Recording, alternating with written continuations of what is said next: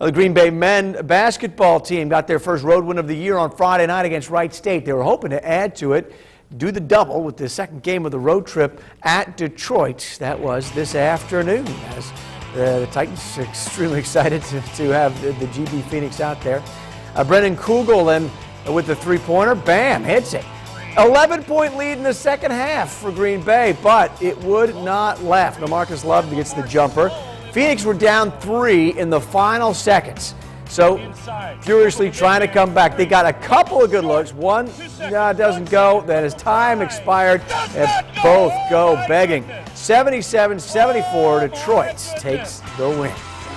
UW Green Bay women lost their perfect record on Thursday night at home. But last night, back on the floor, back to their winning ways. Julie White had a big night, scoring 30 points, grabbing 20 rebounds. It's the first time ever anyone has gone 30-20 in program history for a single game.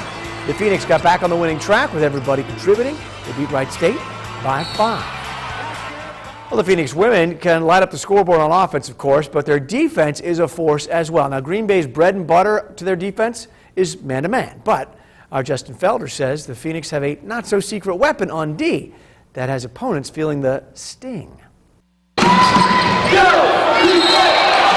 You have to play the buzz really, really hard or you look really, really stupid.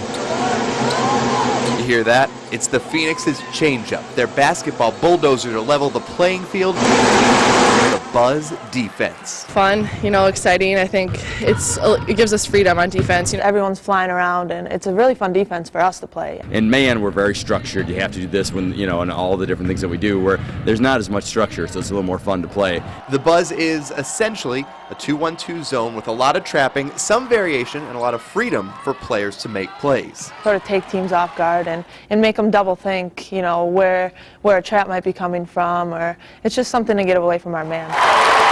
Assistant coach Mike DeVilbiss is kind of the architect of the buzz. He teaches clinics about it, has his own DVDs. What is the buzz defense? The buzz is a zone defense that's designed to guard passing lanes first and force lobs by the offense. So here's how it looks at its most basic. 2 guards out in front are the 1 and the 2. Pressure the ball, take away easy passes, forcing those lob passes. 5 plays the middle. And to stay on line between the ball and the basket, no matter where it is, in front of anybody on that line.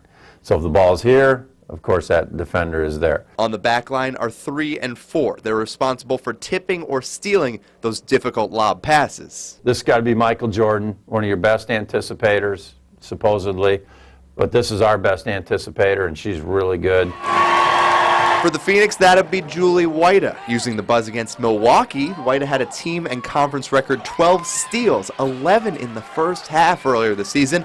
And the buzz can be too effective at times. The Phoenix sometimes take their foot off the gas. Against Milwaukee, they shelved it in the second half. In the second half against Milwaukee, there's a fan in the front row, and he's giving us a signal for the buzz. And, and I'm like, we're up 34, so we don't use it when we're up. As complex as the buzz looks if you're sitting here and as tough as it is on opposing defenses, the Phoenix say they rarely ever practice it. It sounds a little eerie, but it's just because, that's the type of defense it is. It's not like a bump zone where you practice, okay, if the ball goes here, we go here. It's, we get to determine, and mixing it up. We really, as soon as we start to see them thinking, and if we're practicing, we stop. We said, nope, this is not something we want you thinking about, so we let them go. But yeah, we probably practiced less than 5 hours the whole year. Remember, it's a change-up. The Phoenix still mostly play man, but the buzz could be a spark to win a close game or key an NCAA tournament run.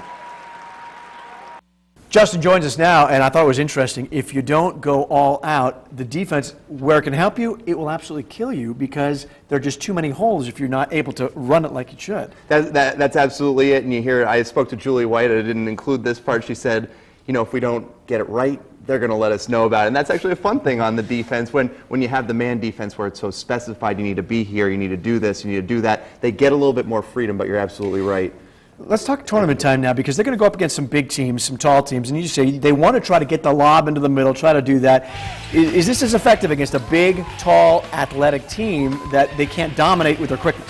It's something that can level the playing field for sure, especially when you have a quick turnaround to the NCAA tournament, not a lot of time to prepare for the buzz. Last year they used it against Baylor, some success. You got Brittany Griner, she's 6'7", 6'8". Those lob passes become a little bit easier when they're that tall.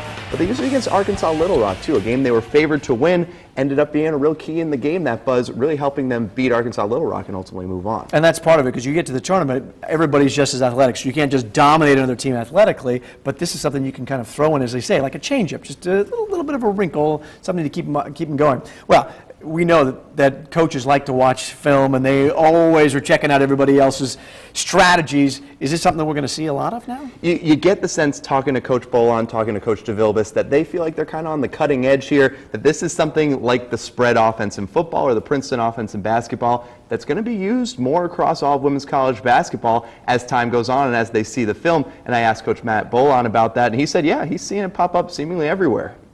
Iowa, Michigan State, and Michigan are all running it to some degree. Seeing a lot more teams. Oral Roberts runs it, so you see a lot more teams doing it.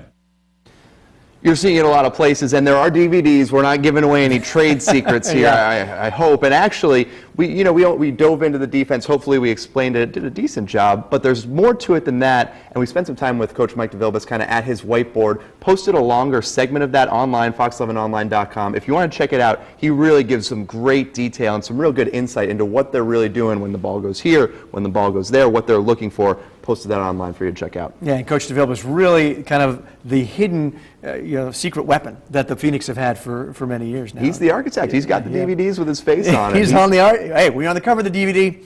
Something's going right. You've arrived. All right, Justin, thanks very much. All right, well, the DVD edition of Sports Edge can come to your house now. I'm just kidding.